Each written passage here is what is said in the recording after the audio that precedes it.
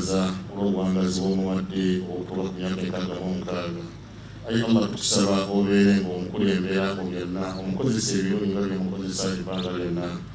Ayi Allah tukusaba obeere ng'omukuuma, ng'omusaako obukuumi bwo, omuwonya amaaso amabi, omuwonya abakyamu. Allah obeere ng'omulaga ebirungi ebyereere era ng'omuteeka mu bantu abalungi.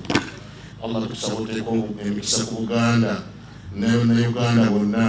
Allah waffe nga tuli wano mu maaso g'abeene, tukusaba Allah waffe gwenyini bw'ossa emikisa gyonna, ozisa ekisa mu bakulembeza okulembera eggwanga babeere nga bakusaasira.